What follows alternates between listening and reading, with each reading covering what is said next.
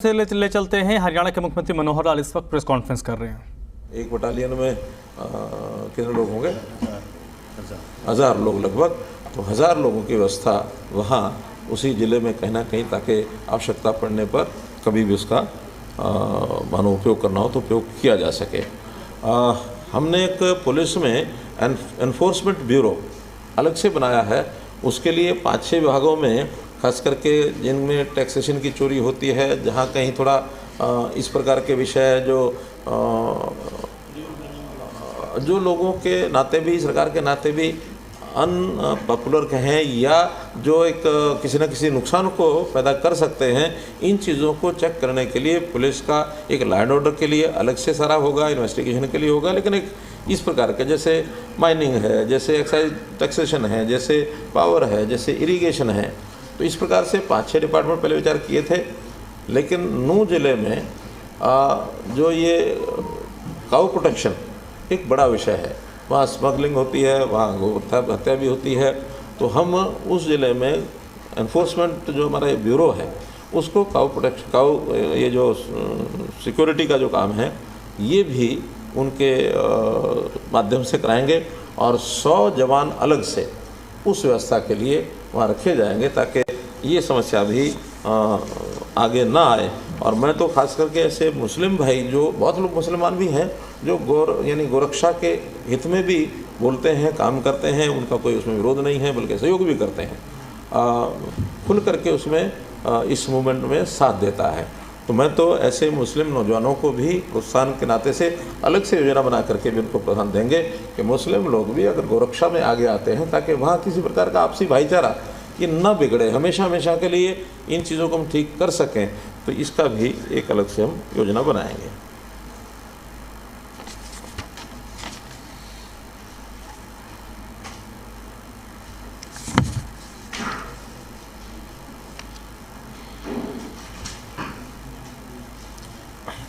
मोटे रूप से आज के इस संदर्भ में विषय इतने ही मुझे आपके सामने रखने थे। कोई बात आपको लगती है ज़रूर इसमें पूछें।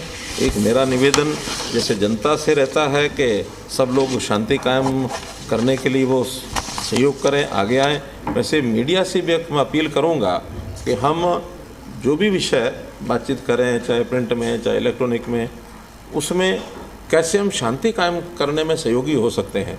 बहुत चीज़ें होती हैं अपने हाथ में, स्वतंत्रता के नाते से हम प्रोवोकेटिव भी बोल सकते हैं, हम कुछ भी कर सकते हैं, लेकिन जब तक सारी चीज़ें स्पष्ट ना हो जाएं, तब तक इन चीज़ों से जितना बचा जाए उतना अच्छा है। क्योंकि मुझे इसमें कहने में कोई गुरेज नहीं है कि बहुत समस्याओं को हमारा खास करके सोशल मीडिया, इसके कारण से भी आकार उसका बढ़ता है। तो मैं उन सोशल मीडिया के भी बंधुओं से, चाहे यूट्यूबर्स हैं, चाहे सोशल मीडिया में इंडिविजुअल भी लोग करते हैं, कहीं ट्वीट करते हैं, कहीं बाकी करते हैं, तो इन चीज़ों से बचने के लिए हमें संयम ज़रूर बरतना चाहिए। ये भी अपील आपके माध्यम से मैं करूँगा। एक एक करके, पहले एक एक करके। हाँ,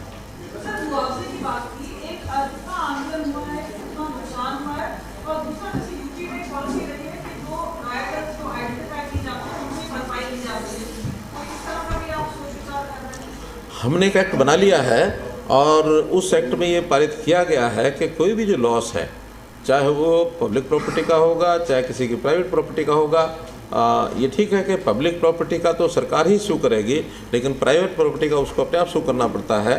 तो जिन्होंने नुकसान किया है वो इस बात के लायबल हैं कि उनसे वो भरपाई कराई जाए। तो हम उसका पूरा अपना जो सरकारी प्रॉपर्टी है उसका हम करेंगे, प्राइवेट प्रॉपर्टी वालों को भी उनको कहेंगे कि इसकी लायबिलिटी जिनके ऊपर है उनसे वसूल किया जाए। एक एक करके हाँ, रुकिए, हाँ, एक एक करके।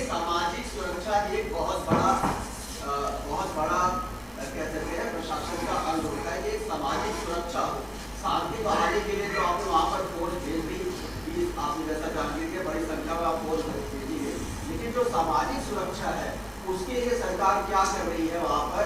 क्योंकि जो लोग मारे गए, वहाँ से ऐसी भी सूचना आ रही है कि जो वहाँ पे हिंदू रहते हैं वो भी वहाँ से पलायन कर रहे हैं, वहाँ से छोड़ के जा रहे हैं डर के कारण से। क्योंकि जिस सुनियोजित तरीके से वहाँ पर हमला किया गया, एक शांतिपूर्ण जलाभिषेक जो कार्यकर्ता करने जा रहे थे या जो लोग श्रद्धालु करने जा रहे थे, उनको बकायदे घेर करके जिस तरीके से अंजाम अंजाम दिया गया, उसे एक व्यापक कह सकते हैं डर का माहौल है उस पूरे एरिया में। एक तो सवाल ये है कि सामाजिक सुरक्षा के लिए की भावना को डेवलप के लिए आप क्या करेंगे, और दूसरा ये कि जो मुआवजे की अभी तक कोई घोषणा नहीं हुई वहाँ पर, क्योंकि मुआवजे जो कि आमतौर पर देखा जाता है बाढ़ आ जाता है, एक दिन के अंदर मुआवजा मिल जाता है, घोषणा कर दी जाती है, लेकिन जितना नुकसान हुआ है, जितनी गाड़ियों का नुकसान हुआ है, कितना मुआवजा दिया जाएगा, उन 6 लोगों को मुआवजा कितना दिया जाएगा, इसकी अभी तक कोई घोषणा नहीं की गई है। और दूसरा ये है कि मामन खान विधानसभा में सारे प्रश्न आप नहीं करोगे तो प्रश्न रह जाएंगे। मैं क्या करूं, एक एक देखिए, मैंने आपको पहले अपील की, मैंने आपको एक अपील पहले की, एक अपील की कि हम विषयों को भी उसी ढंग से हाईलाइट करें ताकि समाज में कोई ऐसा विषय ना जाए जिसमें कोई बहसबाजी और बहुत बड़ा, आप कुछ भी पूछेंगे मैं उत्तर वही दूंगा जिसमें से समाज में एक शांति बनी रहे, आपसी जो विवाद की बातें हैं वो ज़्यादा न उभरें। इसलिए आप थोड़ा सा शांति करें, एक एक प्रश्न का उत्तर देंगे, एक एक प्रश्न का उत्तर देंगे, चिंता मत करो। पहली बात आपने सुनिए, बैठ जाओ, पहली बात आपने कही है, अब सारा विषय सामाजिक सद्भाव बनाने के लिए देखिए, अरे सुरक्षा सद्भाव दोनों बातें हैं। सुरक्षा में सद्भाव में से ही सुरक्षा निकलती है। अगर सद्भाव नहीं हुआ और एक दूसरे के खिलाफ अगर गन तान के खड़े हो गए तो सुरक्षा, देखिए समाज आपस में जब तक सद्भाव नहीं होता तब तक सुरक्षा को एक चैलेंज रहता है। और आप ये मानिए, हर व्यक्ति की सुरक्षा न पुलिस कर सकती, न आर्मी कर सकती, न आप और हम कर सकते। सुरक्षा के लिए भी एक वातावरण बनाना पड़ता है, और वातावरण समाज में एक सामंजस्य, सद्भाव, इसके लिए पहला प्रयत्न करना पड़ता है। इसके लिए एडमिनिस्ट्रेशन को लोग लगे हैं। हाँ, मौके पर तनाव न बढ़े इसके लिए फोर्स पूरी रखनी पड़ती है। उन्होंने फ्लैग मार्च भी किया है। जो ऐसे गलत वृत्ति रख करके कोई लोग इस प्रकार का मानस बनाए बैठे, उनके मन में एक भय बैठाना पड़ता है। लेकिन ये एक तात्कालिक विषय होते हैं, करंट इश्यूज होते हैं। करंट विषय में करने के बाद आखिर में तो सामाजिक सद्भाव बना करके तभी लोगों का रहन सहन ठीक हो सकता है। आप कहीं भी चले जाइए, दुनिया में किसी भी देश में चले जाइए, हर व्यक्ति की सुरक्षा पुलिस के द्वारा करना संभव नहीं होता। हमारी 130 करोड़ आबादी है, हरियाणा की लगा लें तो 2 करोड़ 70 लाख आबादी है। अब 2 करोड़ 70 या 80 लाख आबादी, हमारी पुलिस कितनी है? अब 60,000 50,000। तो इसलिए ये वातावरण बनाना पड़ता है। हम वातावरण बनाएंगे, अपील बार बार करेंगे, हाँ उसमें से एक सीमा को लांघेगा उसके खिलाफ कार्रवाई करेंगे। और कार्रवाई, अरे भाई कार्रवाई करने का जो विषय होता है वो बता के करना होता, जरूरी थोड़ी होता है। ये अलग अलग हर किसी का होता है, कोई बताएगा और कोई करेगा।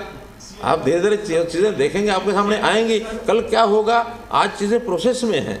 प्रोसेस हमेशा कल्प्रिट जो है, दोषी जो है, उसको सबक सिखाने के लिए जो करना होता है वो करेंगे, लेकिन हम किसी निर्दोष के खिलाफ कोई कार्रवाई नहीं करेंगे।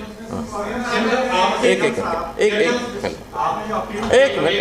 करके आपके जो विधायक हैं सत्यप्रकाश राव, उन्होंने आज कहा कि इसकी पटकथा तो विधानसभा में ही लिखी जा चुकी है। कांग्रेस के विधायक मामन खान, उन्होंने ओपनली चैलेंज किया था वहाँ विधानसभा के अंदर कि हम अब की बार जब होगा तो हम देख लेंगे। तो अब की बार उन्होंने सीधे सीधे आरोप लगाए हैं। सत्यप्रकाश रावता ने कहा कि मामन खान ने पूरी पटकथा लिखी है, और उन्होंने जो विधानसभा के अंदर लफ्ज बोले थे कि प्याज की तरह फोड़ देंगे, उसके बाद जब दंगे हो गए तो सोशल मीडिया पर जो दूसरे समुदाय के लोग थे उन्होंने साफ तौर पर ये लिखा कि प्याज की तरह फोड़ दिया। तो कहीं ना कहीं वो आपस में मिले हुए हैं। ये आपके खुद के पार्टी के विधायक सब नहीं, मेरी पार्टी के विधायक मामन खान नहीं है, गिरावता है। देखिए सब बातें ध्यान में हैं। सारी प्रोसेस जो हमने चलाई है उस प्रोसेस के अंतर्गत जिन की जो गलती है उनको निश्चित रूप से दंड मिलेगा। इस समय किसी भी बात का इससे ज़्यादा खुलासा करना ठीक नहीं है। सीएम साहब